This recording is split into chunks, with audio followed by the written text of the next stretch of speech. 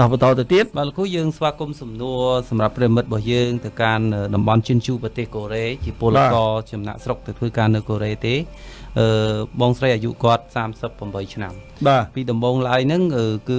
គាត់ទៅដល់កូរ៉េបានរយៈពេល2ឆ្នាំហ្នឹងគឺគាត់កើតមានបញ្ហាជំងឺទឹកនោមប្រៃលោកគ្រូបាទអញ្ចឹងគាត់បន្តការធ្វើការបដាហ្នឹងគឺគាត់ទទួលទានថ្នាំនិងទទួលបានការព្យាបាលហ្នឹងពីតំណាងរោងចក្រនៅប្រទេសកូរ៉េនោះបដាបាទអញ្ចឹងនៅពេលដែលថ្ងៃមួយហ្នឹងគាត់មានអាការៈដូចជាណែនទ្រូងហត់ហើយថប់ដង្ហើមលោកគ្រូថប់ដង្ហើមហើយគាត់មានអារម្មណ៍ថាស្វាំងភ្នែកហើយខ្លួនប្រាណរបស់គាត់ទាំងមូលហ្នឹងមានអារម្មណ៍ថាស្រាលដោយសម្លេងអញ្ចឹងលោកគ្រូដូចចង់ហើបន្តិចចង់ដួលបន្តិចចង់ខ្យល់កូនបន្តិចអញ្ចឹងនៅពេលដែលគាត់ទៅឲ្យគេពិនិត្យទៅបញ្ជូនទៅពេទ្យទៅគេថាតម្រងនោមរបស់គាត់នឹងខូចខាតក្នុងដំណាក់កម្រិតធ្ងន់ធ្ងរឲ្យលោកគ្រូអញ្ចឹងសម្រាប់គេឥឡូវនេះគឺគាត់ត្រៀមនឹងត្រូវបញ្ជូនមកកាន់កម្ពុជាវិញហើយដោយស្ថានទូតកម្ពុជាប្រចាំនៅប្រទេសកូរ៉េលោកគ្រូអញ្ចឹងគាត់ចង់សួរថានៅពេលដែលគាត់មកដល់កម្ពុជាតើគាត់អាចទទួលទានទឹកញ៉ូតេបានដែរឬទេសម្រាប់បញ្ហាតម្រងនោមរបស់គាត់ចង់បញ្ជាក់ដែរថាប្រវត្តិរបស់គាត់នឹងគឺតាំងពីនៅកម្ពុជាម្លេះធ្លាប់មានអតីតនៃការញ៉ាំថ្នាំនឹងគឺច្រើនយំមែនតើបាទអញ្ចឹងអ្វីដែលសំខាន់បំផុតនឹងបងឯងត្រូវជ្រាបថាអញ្ចេះរាងកាយរបស់យើងអាចធ្វើការកើតឬអត់លុះត្រាតែយើងផ្ដល់ឲ្យរាងកាយយើងនៅឱកាសធ្វើសិនហើយខ្ញុំអត់តន់ប្រាប់បងឯងថាបងឯងអាចញ៉ាំទឹកញ៉ូតេបានឬអត់ទេបាទលោកគ្រូវាអាស្រ័យទៅនឹងស្ថានភាពកលៀនថាតើយើងអាចជួយកលៀននោះបានកម្រិតណាហើយកលៀននោះខូចខាតកម្រិតណាការខូចខាតតម្រងនោមដោយជំងឺទឹកនោមប្រៃគឺជាការខូចខាតប្រព័ន្ធមេកានិកតម្រងនោមអញ្ចឹងនៅពេលណាដែលខូចខាតប្រព័ន្ធមេកានិកតម្រងនោមហើយនេះมันអាការជួសជុលនឹងការព្យាបាលហ្នឹងវាត្រូវមានប៉ុន្តែកម្រិតណាប្រសិនបើបងឯងឲ្យតម្រងនោមនឹងអស់កម្រិតក្នុងការជួសជុលនឹងការព្យាបាលហើយជួយអត់កើតទេប៉ុន្តែប្រសិនបើតម្រងនោមនឹងនៅមានទូនាទីអាចជួសជុលនឹងព្យាបាលខ្លួនឯងបានអាហ្នឹងមិនបាន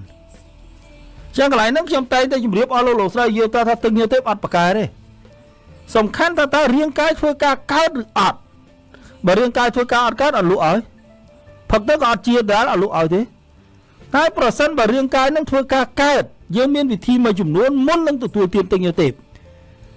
ព្រោះដើម្បីសាកល្បងរាងកាយនោះថាតើរាងកាយនោះអនុវត្តតួនាទីនិងភារកិច្ចរបស់ខ្លួនបានដែរឬអត់បាទអញ្ចឹងនៅពេលដែលអញ្ជើញបងមកវិញជួបជាមួយនឹងអ្នកជំនាញផ្នែកសុខភាពប្រសិនបើអ្នកជំនាញផ្នែកសុខភាពឲ្យធ្វើការងារមួយចំនួនយើងធ្វើទៅពួកអត់អស់លុយទេបាទមុននឹងឈានដល់ការទទួលទានទឹកញ៉ូតេយើងតែងតែផ្ដល់ឱកាសឲ្យរាងកាយធ្វើការសិន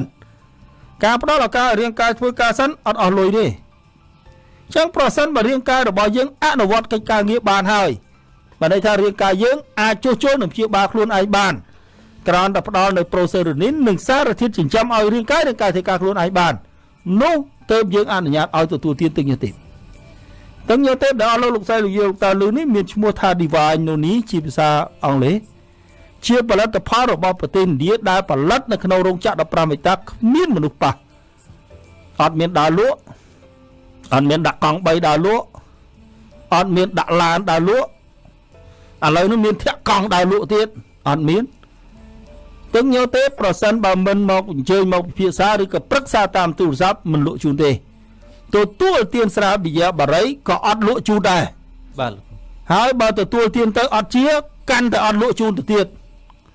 លក់ជូនទៅអីបើគេអត់ជាបាទហើយប្រសិនបើអ្នកទទួលទានត្រឹមតែចង់សាកល្បងអត់លក់ឲ្យទេបាទហើយចង់បាត់ឈឺអត់លក់ឲ្យដូចគ្នាលក់ឲ្យទៅមួយគត់ផ្ដល់ឲ្យទៅមួយគត់សម្រាប់អ្នកដែលចង់ជា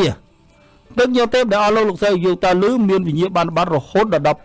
16ទទួលស្គាល់ដោយ FDA របស់អាមេរិក FDA របស់ឥណ្ឌាគ្រប់គ្រងដោយ GMP របស់អាមេរិក GMP របស់អង្គការសុខភាពពិភពលោក GMP របស់ប្រទេសឥណ្ឌាទទួលស្គាល់ដោយ ISO 9001:2008 GAS របស់ប្រទេសជប៉ុន IFENCA របស់សមាគមអ៊ីស្លាមនិងវិញ្ញាបនបត្រដទៃច្រើនទៀតដែលរហូតដល់ពេលនេះទឹកញ៉ូតេបានជួយមនុស្សរហូតដល់រាប់កោតអ្នកឲ្យជាបាទប៉ុន្តែគ្រប់លក្ខខណ្ឌណាអត់គ្រប់លក្ខខណ្ឌមិនលក់ជូនទេ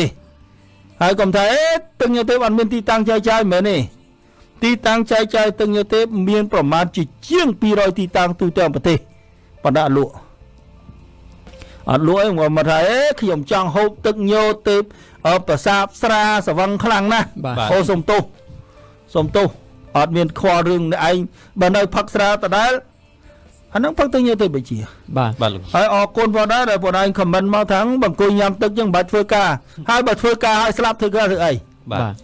រងថ្ងៃហ្នឹងប្រឹងទៅធ្វើការឲ្យឈឺគាត់ទៅញ៉ាំទឹកសោះខ្លាចអត់ពេលធ្វើការងារដែរបើដល់ធ្វើការងារហើយយកលុយទៅចិញ្ចឹមប្តីគេប្រពន្ធគេនោះអញ្ចឹងប្រសិនបើយើងយកលុយទៅចិញ្ចឹមប្តីគេនិងប្រពន្ធគេក៏ដែរយើងប្រឹងរកលុយធ្វើអីបាទហើយគ្រាន់តែយើងគិតបកមកវិញបើញ៉ាំរកពេលញ៉ាំទឹក3លីត្រមិនបានរស់នៅមិនបាន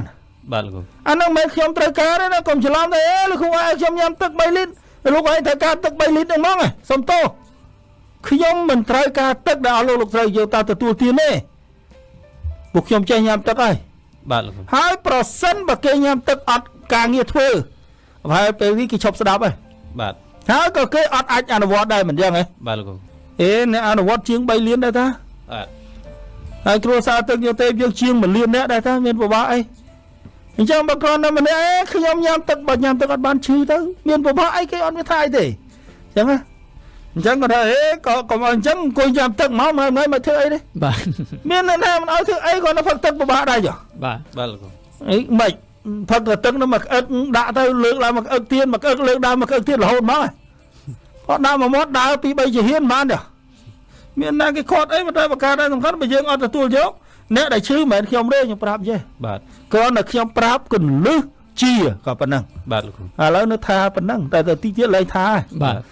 ខ្ញុំអនុវត្តជាងទៅស្រួលលើគ្រូបាទអញ្ចឹងលែងថាបាទតទៀត